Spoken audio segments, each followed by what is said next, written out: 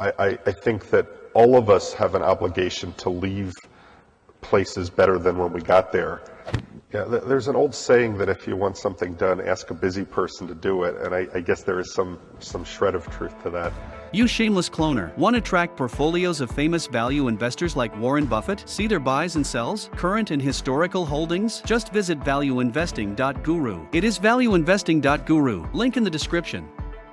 How many people work in your firm currently? We have about 60 people, about half of that on the investment side of the firm and about half of that on the back office or administrative side of the firm.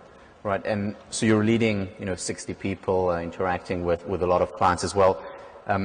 As you know, this is a class on leadership. What is your management and leadership style, and how do you do it? It's a great question. First of all, I think one of the things that maybe this makes me different from a lot of people in my position, but I don't think a whole lot about being a leader most of the time. That I go to work, I know what my responsibilities are, other people know what theirs are, and we just try to do our job. Our goal for our company is to be excellent, not to be the biggest, not to be the most profitable, to do the best possible job. And we turn away clients. We've been closed to new clients for years.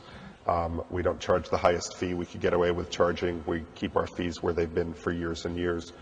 So a lot of what drives us is that determination to do an excellent job, to be proud of what we do.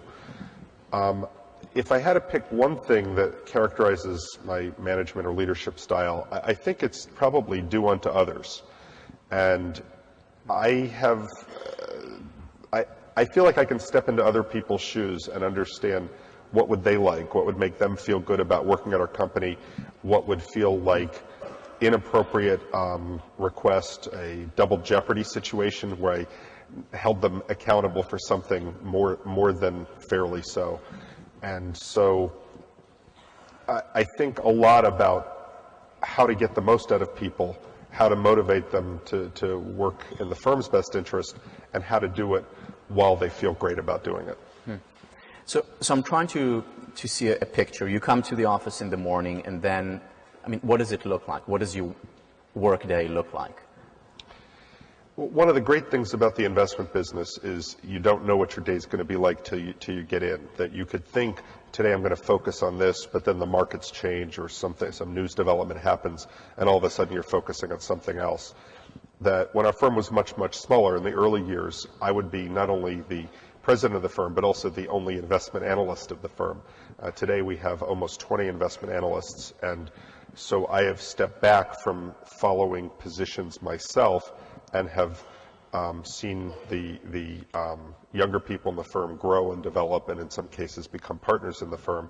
So I am still the gatekeeper. If somebody wants to make an investment, they have to get it through me, but I'm not initiating ideas, or if I am initiating, I'm handing them off and then they're coming back. My day could involve anything from sitting down to talk about investments in a variety of areas. Our firm is global in scope. We cover public markets and private markets, ranging from debt to equity to real estate to private investments. So it could be a broad variety of investments. I could be talking to clients or meeting with clients, working with staff across the firm, interviewing for new staff, and once in a while teaching or doing some other community activity. So, again, you're incredibly busy, and yet you do work, philanthropic work. You spend a lot of your time there. First of all, where do you find the time? And second, why do you do it? Yeah, there's an old saying that if you want something done, ask a busy person to do it, and I guess there is some shred of truth to that. I just feel a huge obligation to give back.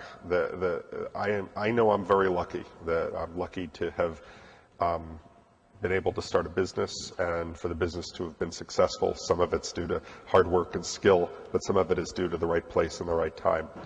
And I think that all of us have an obligation to leave places better than when we got there. Whether it's an institution like Harvard or whether it's the world. And so I feel like with the economic opportunity that I've had and the opportunity to play a leadership role making the world a better place, that I couldn't live with myself if I weren't working hard both on the business front but also on the philanthropic front. And what do you see your role on the philanthropic side? I mean, so it's donating money would be one, but I know you're involved beyond that. I'm a really big believer in leading by example. So first and foremost, I think you can't expect other people to give of their money or their time if you're not doing that. I also think it's just a natural sense that I have that you would want to match your money with your time. So where you're spending a lot of money, investing a lot of money into the future, you probably want to give time to make sure the money's well spent. And vice versa, if you're spending a lot of time, it probably makes sense that those would also be among the places you're giving the most money to have the most impact of your time. I also think that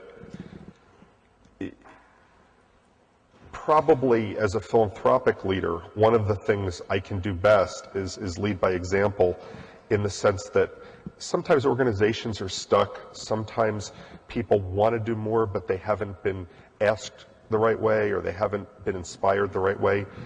Something as simple as I joined the board of my daughter's school a number of years ago. The largest annual gift, I think, was $10,000 a year for a school of their reputation. I thought that, and knowing what other schools do, I thought $25,000 wouldn't hurt the top echelon of donors. And I was in a board meeting that I actually had to leave, and I dramatically said, I'm leaving now, but before I do, I'm raising my annual gift to $25,000. And I hope other people consider doing that too. And I heard the next day that after I left, 8 of them did. So just breaking a logjam, if you will, sometimes is the most powerful thing. Anybody could have done it, but somebody had to do it.